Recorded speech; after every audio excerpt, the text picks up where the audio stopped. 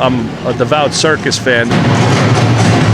I'm a traditionalist. I'm very old-fashioned. For me, a circus is a big top. It's got to have a big top. It has to have elephants. It's got to have the animals.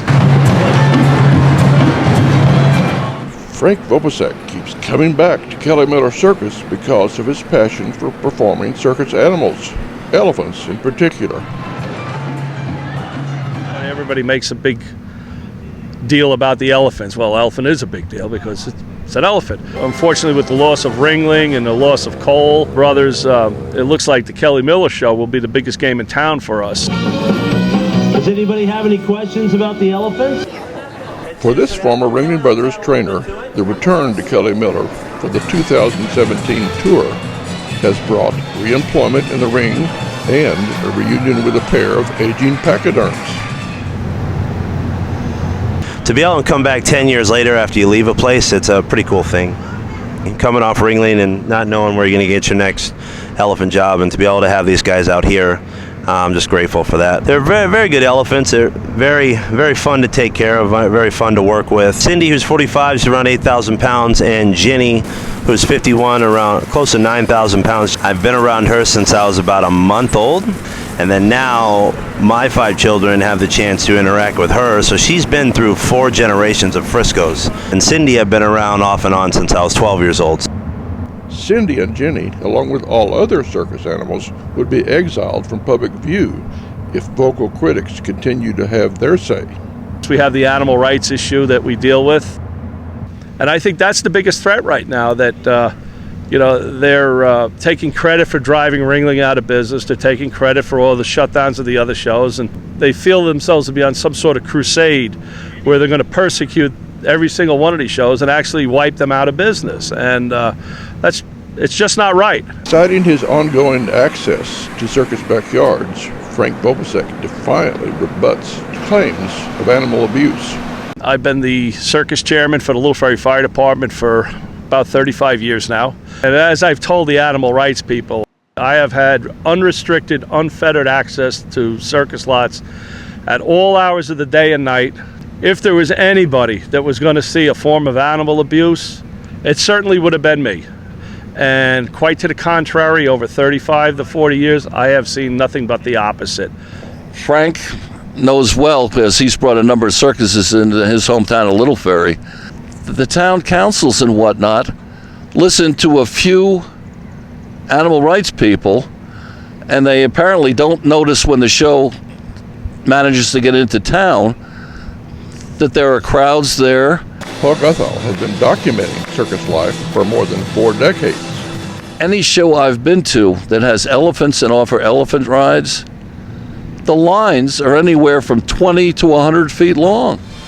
Advocates of performing animals within and outside the circus frame the animal rights issue as an attack on a traditional American institution. I want it to be traditional, old-fashioned, like going and seeing Singing in the Rain, an old movie. It's pure, beautiful family entertainment. I heard people yesterday at the show, a guy was talking to somebody, he says, this is real. They got a tent, they got a big top, there's elephants here. He says, this is a real show. I think it's that combination of traditional and, with enough of the modern stuff for the younger generation that doesn't understand tradition yet. You have to remember you're dealing with people that are a product of our modern age. They don't know what to make of something like this sometimes. You can't talk to someone when you have zero common ground. And there's the rub. The more that protesting organizations and individuals attempt to deny circuses offering animal acts from setting up in cities and towns, the greater the gap widens between the two warring factions. So for me, nothing juices your ego like self-righteous indignation. And that's what these people are doing. They're juicing their egos. We are against this. We're better than everybody. And that's what bothers me, is that they don't see that it's about them. It's not about the animals. It's about them. I always try and talk to them, and I always get upset. And I've actually invited them to have a sit down before the show. I've told them we'll listen to anything you have to say. we're going to do the circus anyway, but I'll listen. They've always turned us down. The lifestyle of circus animals, contend their advocates, is equivalent to that enjoyed by household pets. An animal that's entertaining is getting veterinarian care, it's getting grooming, it's getting balanced meals, it's getting exercise. It's lots of times it's a lot better off than an animal in the wild.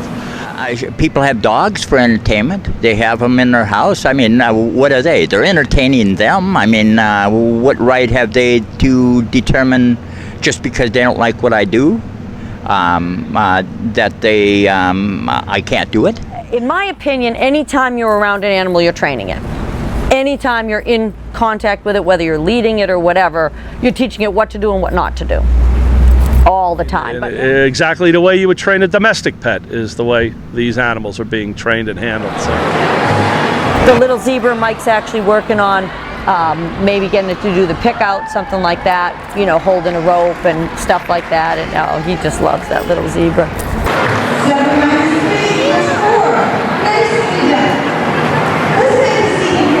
If my zebra gets loose, where does she go? She runs right into the trailer. It's a sanctuary, it's sort of home, and they actually enjoy getting in the trailer. We protect them from the people by keeping them tied up or in a compound because, you know, people, some people aren't all that nice, and there's been incidents where they let our animals loose. It's almost like industrial sabotage or industrial terrorism, where you're out to ruin a legitimate business and industry in the country. So. As the cultural war continues, devotees and trainers of traditional circus animal acts waver between cautious optimism and uncertainty over the eventual outcome.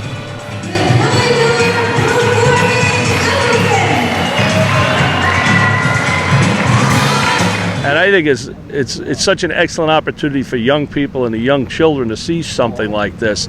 They spend way too much time on social media. People have to speak up and say, look, I understand you don't like the circus.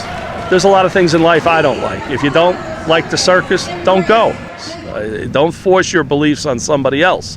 What would you do, Mike, if you were no longer able to exhibit animals on the circus or for the public? What would you do? Oh, I don't know. I don't know. I'm getting up there where it's not going to make a difference too much longer, but I would certainly be lost because that's what I enjoy doing. Our family name's been around elephants, and hopefully we're going to be around elephants until, you know, I hate to say it, but until the end. No matter what's in the news, no matter what they say, in my opinion, people want to see elephants. You know, we can agree to disagree, but don't take away my given right to enjoy legitimate entertainment in an art form like this. From a Kelly Miller Circus lot in Mine Hill, New Jersey, I'm Lane Talburt. See you at the circus.